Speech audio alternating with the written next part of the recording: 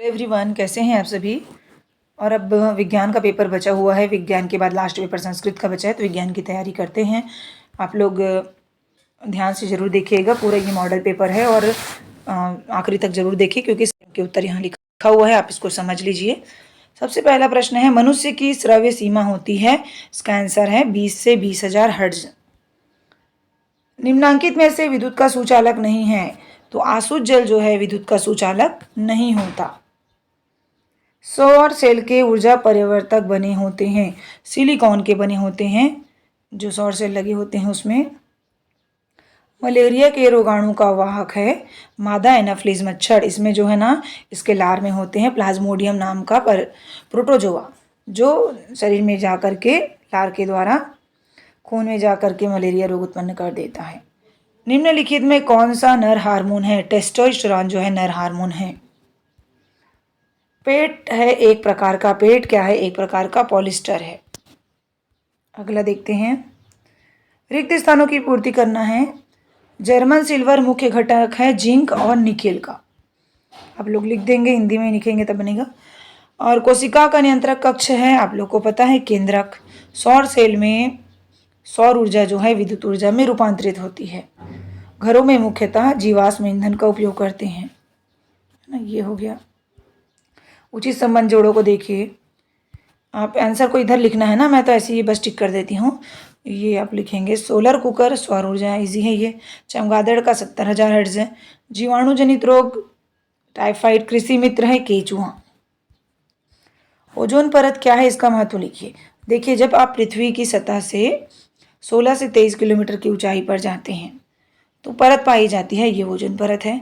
और इसका उपयोग ये है कि ये पराबैंगनी किरणों को अवशोषित कर लेती है, जिससे त्वचा के कैंसर से बचा जा सकता है। कोशिका का ऊर्जागृह किसे कहते हैं और क्यों? ध्यान से समझिए। माइटोकॉन्ड्रिया को कहते हैं क्योंकि ये श्वसन केंद्र होते हैं। यहीं पर जो खाना हम जो खाते हैं ना, वो ऑक्सीकरण की क्रिया से टूटता है और ऊर्जा उत्पन्न होता है, और उन ऊर्जा को एटीपी के द्वारा संग्रहित किया जाता है, इसीलिए इसे ऊर्जागृह कहा जाता है। निम्नलिखित कथनों में सही गलत की पहचान कीजिए। वायुमंडल की ऑक्सीजन की मात्रा 10% है, गलत है। 21% होती है, ये आंसर का गलत। जगलग्न धातु संचरण का उदाहरण है, सही है। केंचुए से फसलों को नुकसान होता है, गलत है। युग्मनज में XY गुणसूत्र होने पर संतान लड़का होता है, ये भी सही है। नाइट्रोजन के प्रमुख उपयोग लिखिए। एक तो आप लोग जो चिप्स वगैरह लेते हैं ना, जो भोज्य पदार्थ होता है पैकेट बंद, उसमें नाइट्रोजन को डाला जाता है ताकि, क्योंकि नाइट्रोजन निष्क्रिय होता है, तो भोज्य पदार्थ को संचरित शुद्ध ताज़ा बनाए रखने के लिए उपयोग होता है। और है, हम सभी जो है ना, नाइट्रोजन से प्रोटीन बनता है, तो सभी पौधों और जीवधारियों की वृद्धि के लिए आवश्यक है। प्रोटीन आवश्यक है ना वृद्धि के लिए, तो ये आएगा पौधों की वृद्धि के लिए आवश्यक है। नाइट्रोजन की जो विशाल मात्रा है हाइड्रोजन के साथ क्रिया करके अमोनिया बनाती है, और अमोनिया से यूरिया जैसे उर्वरकों का निर्माण होता है।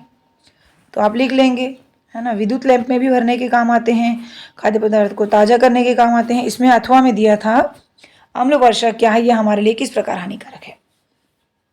तो जब वर्षा होती है उस दौरान वायुमंडल में पाए जाने वाले सल्फर और नाइट्रोजन की ऑक्साइड जो है वर्षा के जल में घुल करके सामान्य से अधिक अम्लीय बना देते हैं। इसे अम्लीय या तेजाबी बारिश कहते हैं।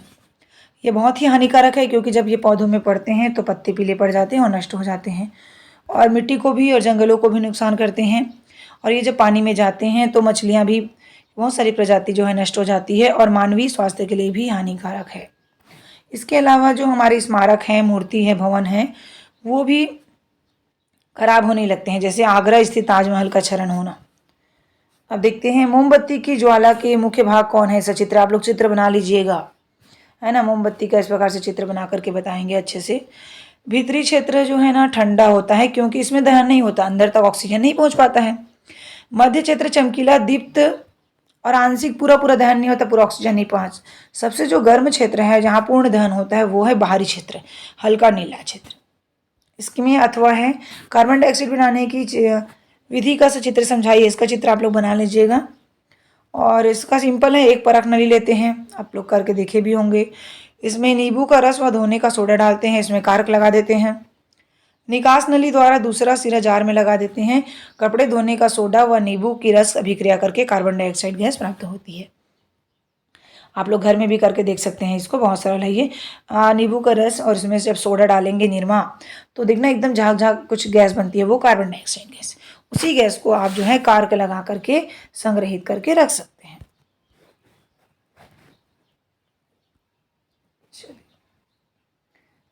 चलिए, थैंक यू सो मच।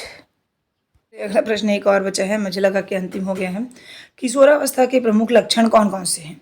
तो जब किशोरावस्था में आते हैं तो लंबाई में वृद्धि होती है बच्चे, आप जैसे आप बड़े हो रहे हो ना, और आवाज़ में भी परिवर्तन होता है, लड़के का आवाज़ ज़्यादा ही बदल जाता है। और देखे होंगे आप लोग 9वीं में जैसे जाएंगे ना, ऐसे तो किशोरावस्था आ जाता है 11-12 से ही। श्वेत व तेल ग्रंथियों की क्रियाशीलता में वृद्धि तथा जनन अंगों का विकास, ये उसके प्रमुख लक्षण हैं। किशोरों के लिए व्यक्तिगत स्वच्छता क्यों आवश्यक है? क्योंकि किशोरों को प्रतिदिन एक बार स्नान करना चाहिए, आप सभी करते ही हैं। क्योंकि श्वेत ग्रंथियों की अधिक क्रियाशीलता के कारण शरीर से गंध आने लगती है। अतः शरीर के सभी अंगों की नियमित सफाई जरूरी है। यदि सफाई नहीं रखी तो जीवाणु संक्रमण होने का खतरा रहता है। लड़कियों को जो पीरियड्स आते हैं उस समय सफाई का विशेष ध्यान रखना चाहिए। इस प्रकार के किशोरों के लिए व्यक्तिगत स्वच्छता अति आवश्यक है। अब दीर्घ उत्तरीय प्रश्न देखते हैं। यदि किसी व्यक्ति को संतुलित भोजन ना मिले तो उसे क्या नुकसान हो सकता है? उसमें जो है महत्वपूर्ण घटक की कमी होने पर बहुत सारी बीमारी हो सकते हैं, जैसे कि हीनताजन्य रोग, लौह तत्व की कमी से एनीमिया, विटामिन ए की कमी से रतौंधी, आयोडीन की कमी से घेंघा रोग, ये घेंघा है, और प्रोटीन की कमी से विकास में बाधा आती है। अतः प्रयास करें कि संतुलित भोजन प्राप्त कर, वरना कुपोषण का शिकार हो जाएंगे। अथवा संतुलित भोजन की आवश्यक क्यों है, ये पूछा गया है। संतुलित भोजन इसलिए आवश्यक है क्योंकि हमारे शरीर के अंदर कई क्रियाएं चलती है, जिसके लिए हमें ऊर्जा की आवश्यकता होती है, हमें संतुलित भोजन से मिल सकती है।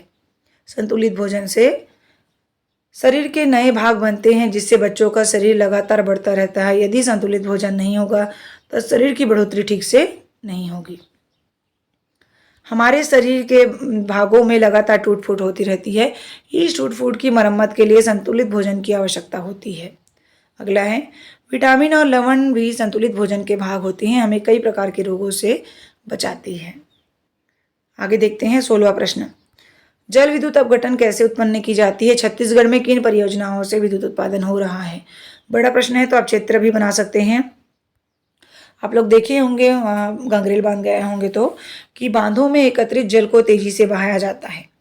तो जब वो तेजी से बहता है ना, तो जल मार्ग में लगी उसमें टरबाइन लगा देते हैं। तो जल के मार्ग में जो टरबाइन लगती है, फोर्स से जब पानी गिरेगा तो क्या होगा, टरबाइन घूमने लगती है, और ये टरबाइन एक सॉफ्ट की सहायता से जनित्रों से जुड़ी रहती है। एक जनित्र भी लगा देते हैं जिनके द्वारा विद्युत उत्पन्न की जाती है। चित्र में इस व्यवस्था को दिखाया गया है। चित्र जो है पुस्तक में दिया है, आप बना लेंगे।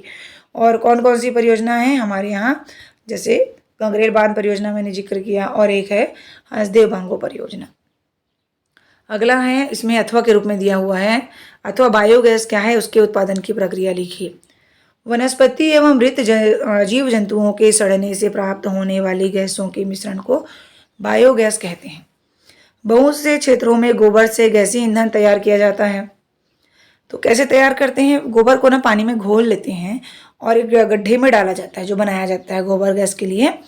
और गड्ढे में मिश्रण में जब पूरा ढका रहता है गड्ढा, तो हवा उसमें जाता नहीं है, तो उससे क्या होता है कि अपघटित होकर मीथेन व कार्बन डाइऑक्साइड और कुछ अन्य गैसें बनाती है। और इस गैस को गड्ढे के ऊपर जो पाइप लगा देते हैं उससे निकाल करके उपयोग किया जाता है। और जो वेस्ट रहता है गोबर का, उसको खाद के रूप में बीच बीच में निकाला जाता है। अगला है, अभी देखिए छुट्टी है, क्लास लगती थी तो बीच में हम लोग क्लास में ही बनाते थे वीडियो। तो अगर मेरे विद्यालय के बच्चे अगर देख रहे हैं तो ज़रूर अपना नाम लिखेंगे, ताकि मुझे लगे कि हाँ उन लोग देख रहे हैं। बोवाई की छरटा विधि एवं बीज वेदन विधि में से आप किसे अच्छा मानते हैं और क्यों? छरटा मतलब छिड़क देते हैं ना। छरटा विधि में बीज छिड़क कर जुताई की जाती है, जबकि बीज वेधन में बीजों को यंत्र द्वारा खेतों में पहुंचाया जाता है। बीज को यंत्र के कीप में डालते हैं, जिससे हवा से बनी दरारों से गिरते जाते हैं। जिससे बीज कतार में समान गहराई में दबते हैं। अतः बीज वेधन विधि में बीजों का सही उपयोग होता है और सही ढंग से बुवाई होती है। अतः यही विधि अच्छी है। बीज वेधन विधि को अच्छा बोला जा रहा है क्योंकि इसमें यंत्र का प्रयोग करते हैं और वो सीधा सीधा गिरता है लाइन से। अथवा के अंतर्गत है फसल चक्रण से भूमि की उर्वरकता को किस प्रकार बनाए रखा जा सकता है।